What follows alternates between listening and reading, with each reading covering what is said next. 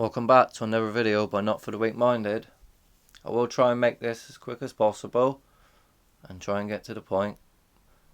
Not to bore you, because there's no visualization going on here other than me talking and this PDF of UK Government Department of Health, November 2015. Management of hazardous group for viral hemorrhagic fevers and similar human infectious diseases of high consequence. Now, bear in mind that as of March 2020, SARS-CoV-2 was no longer considered a highly infectious consequences disease. According to the government, that is what it says on the government website. However, they clearly state underneath it that they're going to continue to follow the World Health Organization policies. So, bear that in mind, that everything up to now has already been planned for. In fact, even how we would react to the scenario has been taken into consideration towards the collapse of our own society. So albeit, I'm going sidetrack here a bit, but albeit it's a great thing to say that humanity is uniting against their agendas, but it's kind of playing into their hands how we're doing it. Now that's another video entirely, so let's skip that thought for a moment, right, and just get back to the pandemic.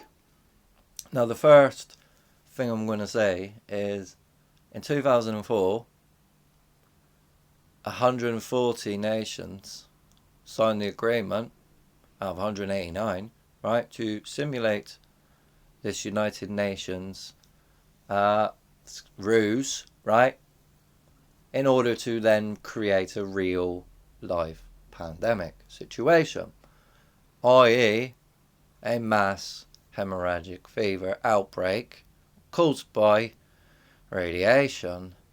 And people will go, oh, I don't understand what's going on, and that's because they're all brainwashed and they think, right, that everything around them is okie dokie, when it bloody well ain't, because over the centuries up to now, right, they have controlled everything,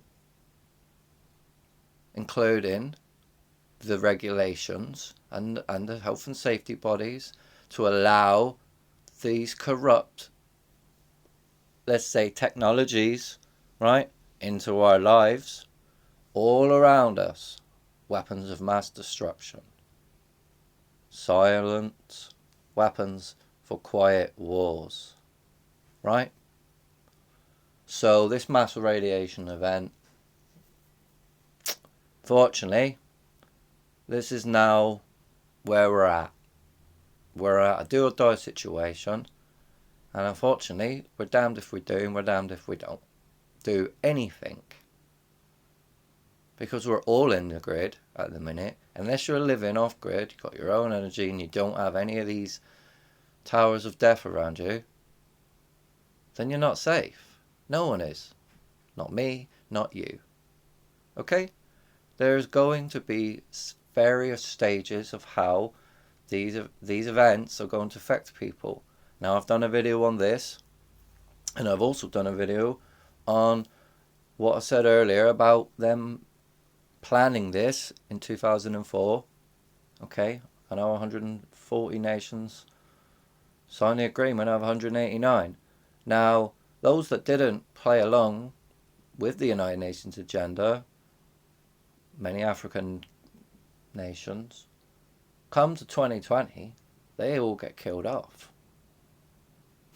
5 African presidents got bumped off. They didn't even hide the fact that they assassinated the president of Haiti with a CIA asset. Sidetracking here. Why am I showing you this PDF? Well, because the real pandemic is about to begin. And unfortunately, as I just said to you, If we do nothing, we're damned. And if we do something, which we have to, which is basically, this is the war on ideologies in infrastructure right now, we're going to be the terrorists. But they're going to label us that anyway, right? Us conspiracy theorist terrorists, okay, that are literally speaking the truth about all these designed technologies that are harmful and detrimental to all life, and your family, your loved ones, the people that are close to you now. Every single person's in danger, and people don't know it. But anyway, this is a serious problem, and they know it, and they've been telling you about it. And they've been preparing for this, and they have prepared the masses, sort of, by showing you what they're going to do if this happens, i.e. the movies and the zombie movies, total lockdown, concentration camps, right? Now this goes into 2 stages in this PDF, and I'm going to go scroll down a minute. We'll go to no.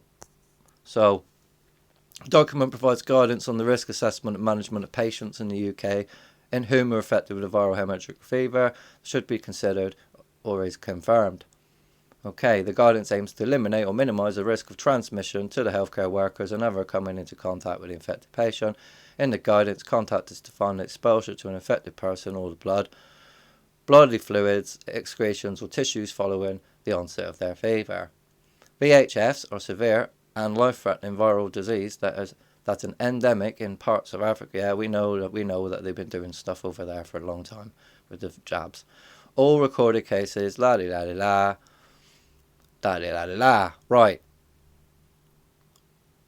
So apparently, yeah, they are particularly a public health importance because they can spread readily within a hospital setting. They have a high case fatality rate. They are difficult to recognise and detect rapidly, and there is no effective treatment. So, undertook an assessment of the risks of transmission for VHF infection. So yeah, direct contact through broken skin or mucous membrane with blood or bodily fluids, and indirect contact with environments contaminated with splashes or droplets of blood or bodily fluids. Yeah, this is transmitted through blood. Okay, experts agree that there is no circumstantial or epidemic evidence of an airborne transmission risk from VHF patients. Did you hear that? So it's transmitted by blood through, yeah, and not an airborne problem. So when the news starts going, we've got an airborne problem and it's this, right? And is it a virus in the air or whatever? You know that's not true, because it's actually passed through bodily fluids. And it says that on this PDF. So, following the revised risk assessment, the guidance recommends control options for the isolation of these patients in the UK. These options include flexibility in the isolation of patients with this infection at specialist high-level isolation units. Okay, so those hospitals that they've just built when no one's in them, right, for this supposed pandemic is going to be used for these patients, right? So this guidance only covers those that are caused by pathogens classified as that hazard group. There are also other ranges within that group, right? So, okay, the guidance also applies to cases of similar infectious disease, including new or emerging infections, which have significant health impact or may present a serious risk to public health in the UK. I don't need to go anymore. I've just told you everything you need to know, right? If you want to read this, by all means, you know what I've just showed you what to write in the top. Management of hazardous hemorrhagic fevers, UK PDF, done. Yeah, you'll find it top page. So, not only, so there's going to be 2 groups classified in this, a high group and a low group, and I'm just going to skip because I've already read bits of it, and most of it does repeat itself quite a bit. They're going to use a malaria test, to test for it. And as you know, there's no known cure. So, good luck, everyone. fuck's sake. Oh dear, oh dear, oh dear. They're going to put us in camps, yeah? They're trying to... And unfortunately, this is just the beginning. There's going to be levels to the sickness of people. So there's going to be, people just going to outright die. Some people are going to be in a coma. Other people are going to start with like bleeding from the bleeding, but they don't die. Hemorrhagic bleeding, but they're not dead, and confusion and stuff like this, right? Levels to it. And then there's other ones that are just going to be complete rabid zombies, right? Completely absolute rabid. Marburg virus disease is a rare but severe hemorrhagic fever which affects both people and non-human primates. It's caused by the Marburg virus, genetically unique zoonotic RNA virus of the filovirus family virus. Filovirus family, sorry. Why am I saying this? Well, didn't Stanley Johnson write a book? I haven't got it up, but didn't he write a book? And in that book was about Marburg virus, when it called the Marburg virus. I'm just telling you that they've planned this a long time ago, and there's going to be a hemorrhagic fever outbreak. And because of this is going to be the real pandemic. And we must prepare. Not only we must prepare for war, because this agenda is going to affect us all. They have been spreading these chemicals on us for a very long time. It's not just the jabs that are at risk here. It's every one of us. Nano-neural smart dust is part of the trillion sensor vision. These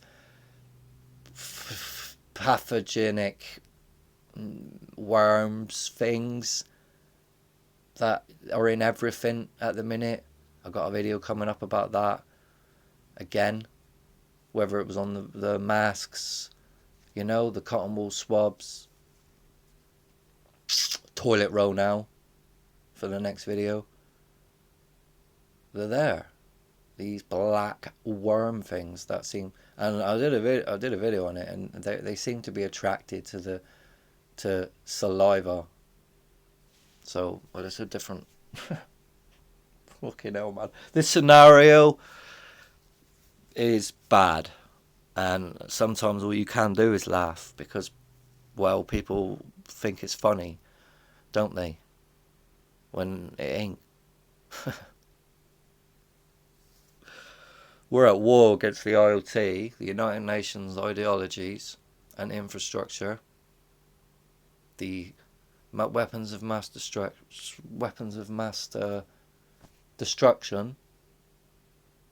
Those silent weapons for quiet wars.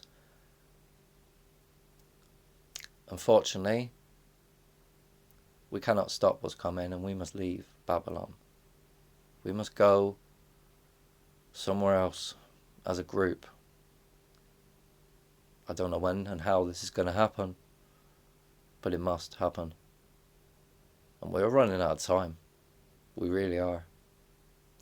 They've planned this for 2025 to 2028. The SPARS pandemic by John Hopkins Institute. I'll bring it up in a minute. Another video.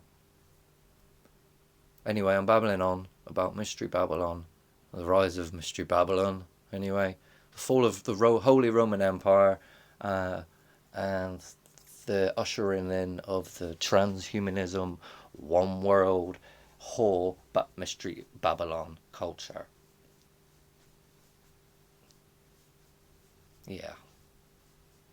Don't worry, there's light at the end of the tunnel. We're the light, and we're here to fight. And everything's going to be alright. Until next time. A revolution is coming.